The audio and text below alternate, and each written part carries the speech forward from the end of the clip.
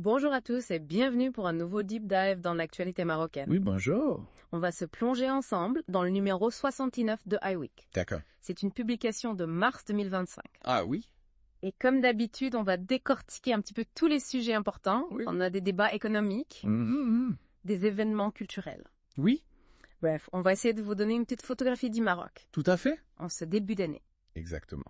Et pour commencer, on va parler de quelque chose qui peut sembler un petit peu technique, Oui, mais qui en fait soulève des questions assez fondamentales sur la vie quotidienne. absolument. C'est le retour au GMT+, Hmm. qui est prévu pour le 6 avril prochain.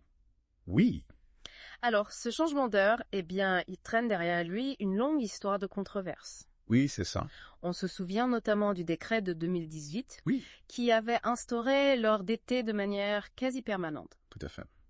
Alors, ce retour GMT plus CA ravive forcément les débats. Oui. Les discussions sont très animées en ligne. Hmm. Et on voit qu'il y a une vraie opposition de la part d'une partie de la population. Exactement. Alors, ce qui est intéressant, c'est de regarder un petit peu les arguments Oui, de ceux qui s'opposent à ce changement d'heure, tout à fait. parce qu'ils mettent en lumière des conséquences Hmm. qui sont très concrètes Oui, sur la vie de tous les jours. c'est ça. Et ils insistent particulièrement Oui. sur les conséquences pour les enfants scolarisés. Tout à fait. Imaginez un petit peu, Oui. ces jeunes qui doivent se lever Hmm.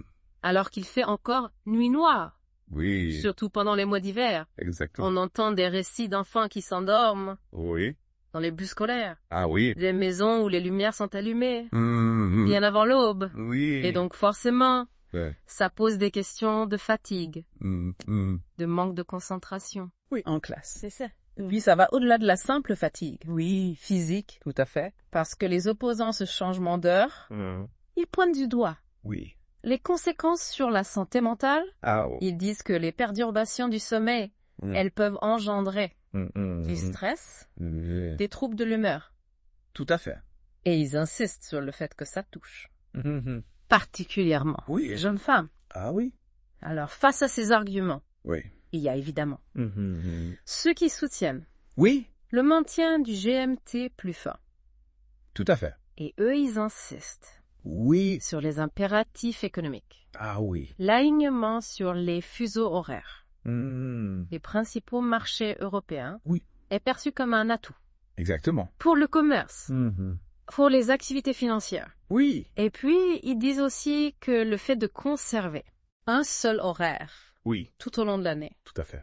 ça permet d'éviter les perturbations qu'on connaît avec les changements d'heures semestriels. Oui. Et puis, il y a ceux qui vont même plus loin Oui. en disant Hmm. que finalement, c'est une question d'adaptation, Oui, c'est ça. que l'organisme, il est capable de s'habituer Oui. à ce changement, Tout à fait. comme dans d'autres pays. Hmm. Et que le problème, il est peut-être à davantage dans l'organisation Oui. sociale et scolaire. C'est ça. Donc, on voit bien qu'il y a une tension fondamentale Oui, absolument. entre une logique de productivité économique Mhm. et puis les impératifs Oui, du bien-être collectif. tout à fait. La question qui se pose, c'est est-ce que le Maroc Oui. doit vivre au rythme des marchés Hmm. ou au rythme du soleil? C'est la grande question. Alors, justement à ce sujet, Oui. le cabinet PwC. Avait été mandaté il y a quelques années Oui. pour réaliser une étude Tout à fait. sur cette problématique. Et je trouve que les conclusions Oui, sont assez éclairantes. absolument. Déjà, ce qui ressort de cette étude, c'est qu'il y avait, Oui. au moment de l'enquête, Hmm. une majorité de citoyens Oui, et d'entreprises tout à fait. qui étaient opposés à ces changements d'heure incessants. Oui. Donc, le problème principal, c'était pas tant le choix d'un fuseau horaire en particulier, Oui, c'est ça. que l'instabilité chronique, Hmm. que ce changement perpétuel engendrait. Bien. Donc, c'est vraiment cette incohérence qui était pointée du doigt. Oui. Alors, pour revenir sur les arguments qui avaient été avancés en faveur du GMT+, on avait parlé de la possibilité de prolonger Oui. les soirées claires, donc de stimuler les activités culturelles, la consommation intérieure. Tout à fait. On avait aussi parlé des avantages pour le secteur de l'offshoring, Oui. puisque ça permettait un alignement Mm. avec l'Europe. Oui. Et puis on avait évoqué Mm. des économies d'énergie, Oui. une potentielle diminution des émissions Tout à fait. de gaz à effet de serre. Mm. Mm. Mais voilà dans la réalité. Oui. Les choses se sont passées un petit peu différemment. C'est ça. On a vu apparaître Mm. Mm. assez rapidement Oui. les effets secondaires Mm. de GMT+, Mm. avec des matins d'hiver Mm. plongés dans l'obscurité, Oui. ce qui a engendré Mm. un sentiment d'insécurité accru, Oui. notamment pour les enfants Mm. et pour les femmes. Ah oui. Dans les écoles, on a constaté Mm. une baisse de concentration, Mm. une fatigue chez les élèves, Tout à fait. et puis les employés n'ont pas été épargnés non plus par les perturbations Oui. de leur horloge biologique, C'est ça. et puis les économies d'énergie promises Mm. ne sont pas vraiment matérialisées. Oui. Au contraire, on a même constaté Mm. une augmentation de la Mm. consommation Mm. d'électricité Oui. pendant les heures matinales. C'est ça. Il faut aussi prendre en compte Mm. les dépenses publiques supplémentaires Oui. qui ont été nécessaires Mm. pour adapter l'éclairage urbain, Oui. les systèmes de transport, Tout à fait. et puis pour renforcer Mm. la sécurité publique. Oui. Alors, face à ce constat, Mm. Peter Wheeler a formulé une recommandation Oui. assez claire. Mm. Ils ont dit il faut absolument mettre fin Oui. à cette instabilité et opter Oui. pour un fuseau horaire unique Tout à fait. et permanent. Mm. Alors, ils avaient envisagé 3 scénarios. Oui. Un passage permanent au GMT, un maintien permanent du GMT+1, Oui. ou la continuation des changements saisonniers. Tout à fait. Et leur conclusion, c'était vraiment de dire, Mm. c'est la répétition Oui. des changements Mm. qui pose problème. Exactement. Alors, pour accompagner Mm. cette transition vers un horaire stable, Oui. PwC a proposé Mm. plusieurs mesures. Oui. Ils ont insisté sur la nécessité Mm. d'une large consultation Oui. institutionnelle. Tout à fait. Ils ont parlé Mm. Mm. de la révision du cadre légal, Oui. de l'heure légale, Mm. de la communication Oui. avec les secteurs clés, Mhm. les transports, Oui. les télécommunications. Tout à fait. Et puis, ils ont bien sûr insisté sur l'évaluation en continu Oui. des effets Mm. du fuseau horaire Oui. qui serait choisi. C'est ça. Alors, pour revenir Mhm. sur les scénarios. Oui. Hmm. Dans le cas d'un retour au GMT, Oui. PwC a estimé que ça nécessiterait Mhm. des investissements Oui, dans le secteur de l'énergie, tout à fait. Oui. parce qu'il faudrait gérer Mhm. les pics de consommation. Ouais. Et ils ont estimé que ça représenterait Oui, environ 0,17% c'est ça. de la consommation annuelle totale. Oui. Ils ont suggéré Mm. de développer Oui, les énergies renouvelables tout à fait. pour pallier Mhm. ce problème. Mhm. Maintenant, Mhm. si on garde le GMT plus 1, Oui. eh bien là, il faudrait vraiment Mhm. réorganiser les horaires scolaires, Oui, introduire plus de flexibilité tout à fait. dans les entreprises. Mhm. Et puis surtout, il faudrait Oui. initier un dialogue Mhm. social Oui. avec les syndicats, Mhm. avec la CGEM, Et oui. pour justement anticiper. Mhm. Mhm. Et gérer les potentiels décalages Mm. entre la vie professionnelle Oui, et puis les rythmes biologiques tout à fait. des individus. Mm. Donc, on voit bien Oui. que ce débat autour de l'heure légale, Mm. c'est beaucoup plus Mm. qu'une simple question. Mm. Technique ou administrative, C'est ça. ça révèle Mm, mm, mm. des tensions profondes Oui. au sein de la société marocaine sur sa relation au temps. Oui. Et ça met en évidence Mhm. le besoin Oui. de cohérence, Mhm, mhm. de transparence Oui, et de stabilité tout à fait. dans la prise de décision politique. Absolument. Bon, on va passer à d'autres sujets d'actualité, Oui. si vous le voulez bien. Mm. Alors, on a appris que Tanger Oui. a été classé Hmm? parmi les 10 meilleures destinations touristiques Ah oui. pour l'année 2025 D'accord. par le magazine allemand Brisant. Mm, mhm. Donc, c'est une belle reconnaissance. Oui, c'est ça. Pour l'attractivité de la ville. Tout à fait. Alors, dans un registre un petit peu moins positif, Oui.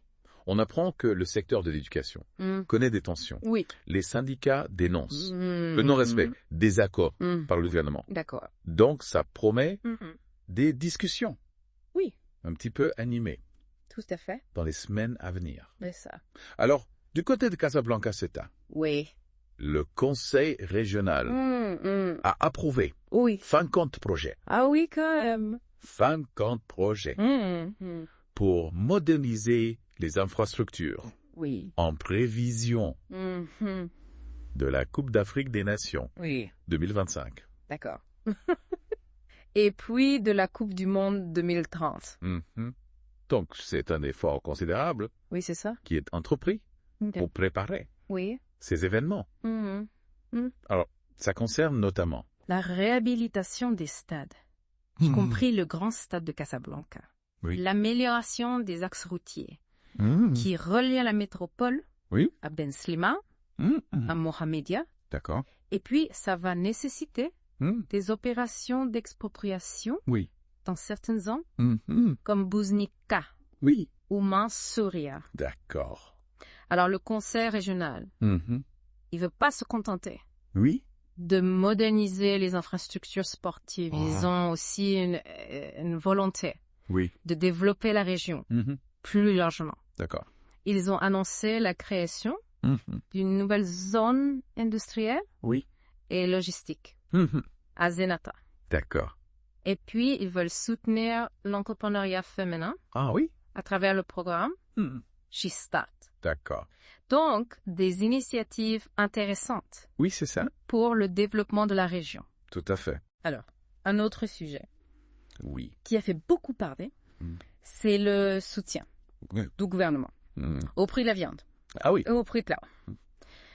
Alors, on parle quand même de 13,3 milliards de dirhams. Oui, c'est énorme. C'est une somme considérable. Oui. Alors, concrètement, il s'agit d'exonération fiscale, de subventions accordées à l'importation de bovins et d'ovins. Alors, si on regarde les chiffres, on a 7,3 milliards de dirhams qui sont alloués à la suspension des droits d'importation des bovins, 744 millions pour la prise en charge de la TVA sur ces importations. D'accord. Et puis, on a des montants similaires pour les ovins. Oui. Il y a aussi 237 millions de dirhams qui sont destinés à un soutien forfaitaire pour l'importation de moutons dans le cadre de l'Aïd al-Adha. D'accord. Alors, forcément, ces chiffres, ils soulèvent des questions sur l'équité, l'efficacité, la durabilité de cette politique. Tout à fait. Est-ce que ça bénéficie vraiment à tous les consommateurs? Oui, c'est ça. Est-ce que ça risque pas de créer des distorsions sur le marché intérieur Cress? Et puis, on peut se poser la question de la hiérarchie des priorités. Ah oui. Est-ce que c'est ça?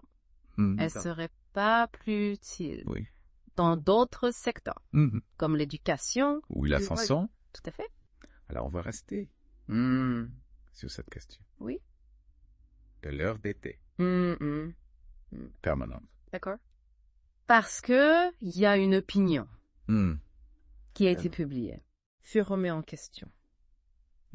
Les prétendus gains financiers de 25 millions de dirhams par an qui sont avancés par les partisans du maintien de 7 heures d'été. D'accord. Alors, ce qui est intéressant dans cette opinion, c'est que l'auteur, il dit que le fuseau horaire des exportateurs, il est dicté par les horaires de leur marché commerciaux. Tout à fait. Et pas par l'heure légale de leur propre pays. Il prend l'exemple des pays asiatiques pour illustrer son propos. C'est ça. Et puis il rappelle que la loi marocaine stipule que l'heure légale de référence, c'est l'heure d'hiver. Tout à fait. Donc voilà. Il y a aussi une dimension juridique à ce débat. Et puis l'auteur, il insiste vraiment sur la valeur de la sérénité, de la tranquillité des citoyens Il dit que ça ne devrait pas être sacrifié au nom de gains financiers qui sont de toute façon d'avaries. Assez marginaux. Oui, c'est ça. Et puis, potentiellement illusoires. Tout à fait. Bon, on va passer à l'international. Oui. Si vous le voulez bien.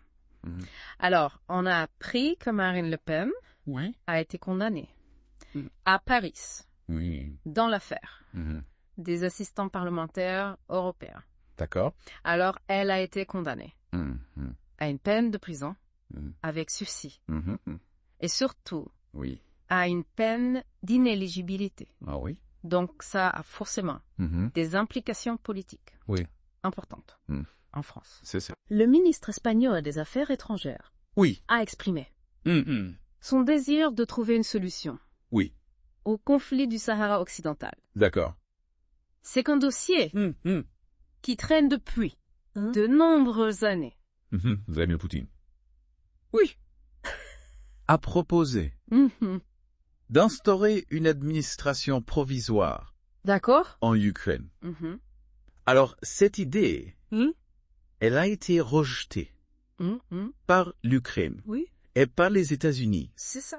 L'ONU a accusé Israël d'entraver l'acheminement de l'aide humanitaire dans la bande de Gaza. D'accord. Donc, la situation humanitaire, elle est catastrophique. Oui. On a des pénuries de biens essentiels. Oui. Un accès difficile pour les organisations de secours. C'est ça. Alors, on a une bonne nouvelle. Ah oui? Une occurrente marocaine. Oui. Un temps d'observation sur le télescope. Oui. Spatial. Recule, non? James Webb. Ah oui, quand même. Pour étudier les trous noirs. Oui. Supermassifs. Donc c'est une belle reconnaissance c'est ça. Pour la recherche scientifique marocaine. Tout à fait. Alors, en matière de santé publique, les spécialistes se veulent rassurants concernant la stabilité du virus de la rougeole au Maroc. Donc, ils veulent contrer les rumeurs infondées concernant l'apparition d'un nouveau variant. Ah oui. Et ils rappellent l'efficacité du vaccin actuel. Le ministère de la Santé en annonçant un changement de stratégie concernant la gestion des dossiers médicaux.